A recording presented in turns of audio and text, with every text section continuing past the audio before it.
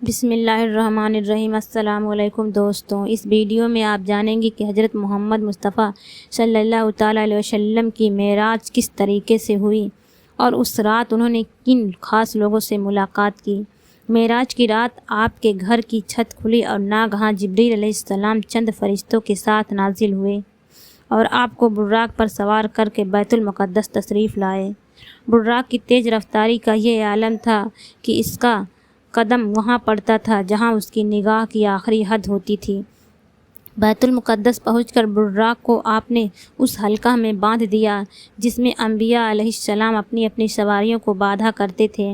پھر آپ نے تمام انبیاء اور رسولوں کو جو وہاں حاضر تھے 2 رکعت نماز نفل جماعت سے پڑھائی۔ جب یہاں سے نکلے تو حضرت جبریل علیہ السلام نے شراب اور دودھ کے 2 پیالے آپ کے سامنے پیش کیے۔ آپ نے دودھ کا پیالہ اٹھا لیا۔ یہ دیکھ کر حضرت جبریل علیہ السلام نے کہا کہ آپ نے فطرت کو پسند فرمایا، اگر آپ شراب کا پیالہ اٹھا لیتے تو آپ کی امت گمراہ ہو جاتی۔ پھر حضرت جبریل علیہ السلام آپ کو ساتھ لے کر آسمان پر چڑھے۔ پہلے آسمان میں حضرت آدم علیہ السلام سے، دوسرے آسمان میں حضرت یحییٰ و عیسیٰ علیہ السلام سے، جو دونوں خالہ جات بھائی تھے، ملاقاتیں ہوئیں اور کچھ گفتگو بھی ہوئیں۔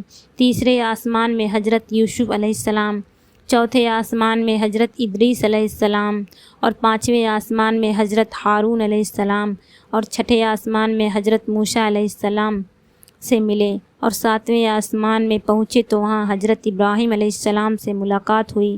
وہ بیت المعمورہ سے پیٹھ لگائے بیٹھے تھے جس میں روزانہ 70,000 فرشتے داخل ہوتے ہیں۔ باوقت ملاقات ہر پیغمبر نے آپ کا استقبال کیا، پھر آپ کو جنت کی سیر کرائی گئی۔ اس کے بعد آپ سدرۃ المنتہا پر پہنچے۔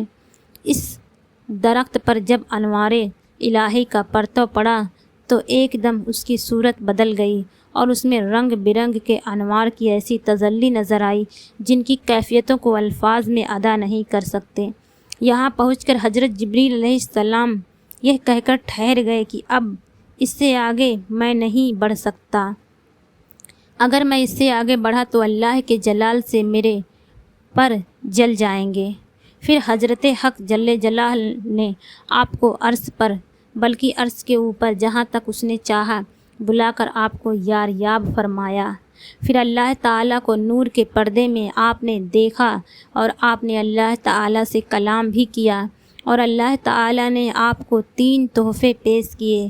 پہلا سورۃ البقرہ کی آخری آیتیں، دوسرا یہ خوشخبری کہ آپ کی امت کا ہر وہ شخص جس نے شرک نہ کیا ہو بخش دیا جائے گا، تیسرا امت پر 50 وقت کی نماز۔ جب آپ ان خداوندی عطیات کو لے کر واپس آئے تو حضرت موسیٰ علیہ السلام نے آپ سے عرض کیا کہ آپ کی امت سے ان 50 نمازوں کا بار نہ اٹھ سکے گا، لہٰذا آپ واپس جائیے اور اللہ تعالیٰ سے تخفیف کی درخواست کیجیے۔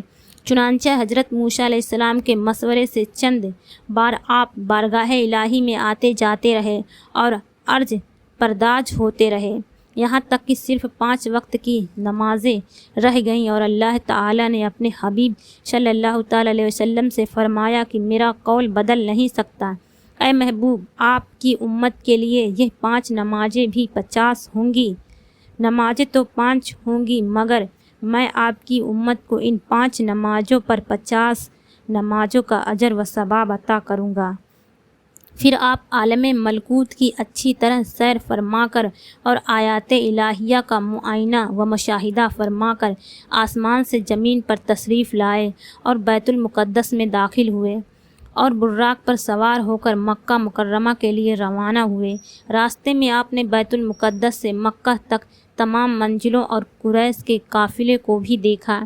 ان تمام مراحل کے طے ہونے کے بعد آپ مسجد حرام میں پہنچ کر چونکہ ابھی رات کا کافی حصہ باقی تھا سو گئے اور صبح کو بیدار ہوئے، اور جب رات کے واقعات کا آپ نے قریش کے سامنے تذکرہ فرمایا تو روشائے قریش کو سخت تعجب ہوا، یہاں تک کہ بعض کو باطنوں نے آپ کو جھٹلایا اور بعض نے مختلف سوالات کیے، چونکہ اکثر روسائے قریش نے بار بار بیت المقدس کو دیکھا تھا اور یہ بھی جانتے تھے کہ حضور صلی اللہ تعالی علیہ وسلم کبھی بھی بیت المقدس نہیں گئے ہیں، اس لیے امتحان کے طور پر ان لوگوں نے آپ سے بیت المقدس کے در و دیوار اور اس کی محرابوں وغیرہ کے بارے میں سوالوں کی بوچھار شروع کر دی۔